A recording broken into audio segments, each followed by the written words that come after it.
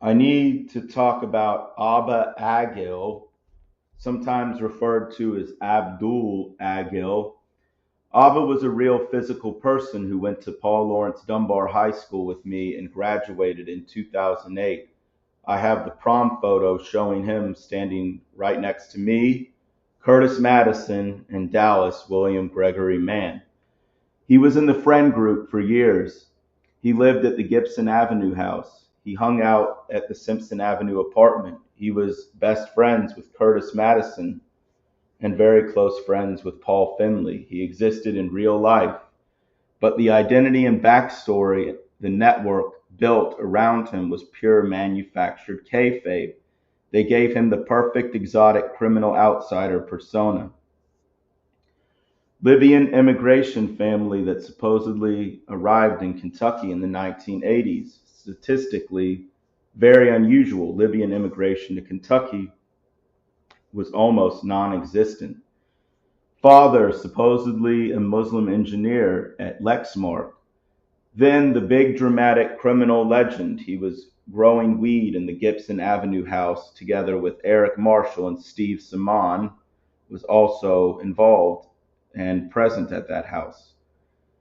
Um, Eric Marshall and Abba Agil lived at that house at Gibson Avenue together. And Steve Simon was Eric Marshall's best friend. And yeah, he was dealing mushrooms, Abba Agil. He was dealing mushrooms, cocaine, and weed. The house supposedly got raided. He went to jail for months, came out with the big beard, and the entire friend group treated it like it was a huge dramatic event. None of that story has any public paper trail. No arrest record, no news articles about a raid, no court documents, no trace of the name in Lexington records tied to that time period or that address. This is the network's favorite early handler template.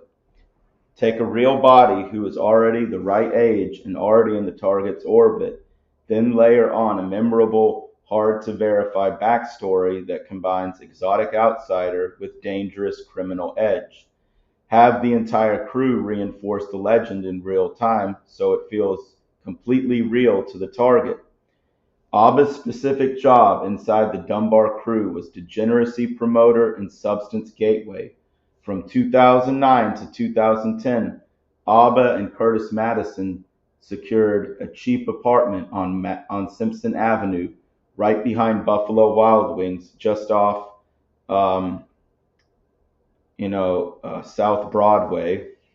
So they turned it into the main weekend party hub for the group. Heavy binge drinking, beer pong, blasting rap music, cigarettes, and occasional drugs.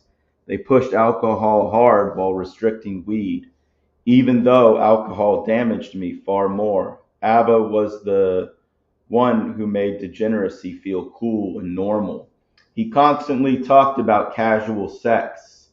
ABBA gets laid, ABBA is popular. He helped keep me in the lowest status position. The clown, the retard, the one who had to do embarrassing dances in front of girls like a monkey. They referred to this dance as the Wiener Shuffle. Then the operation moved to Gibson Avenue, which was basically across the street from South Broadway, where the big dealer legend was layered on. Eric Marshall lived there with ABBA.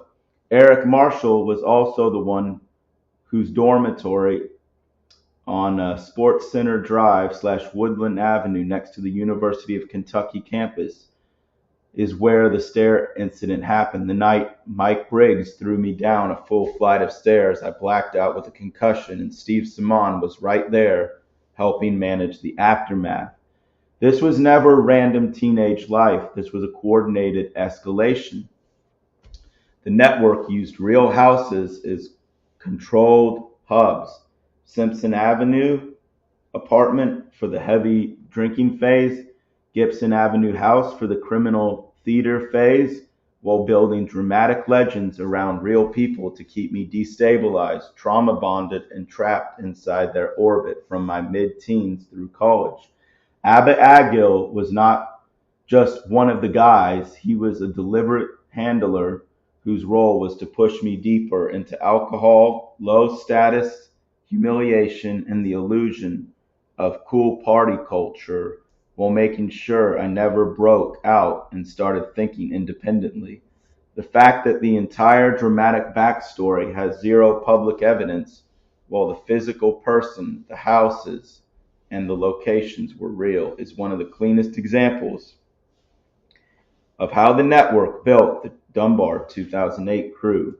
Real bodies, real locations, manufactured legends. This is how they surrounded me from high school onward.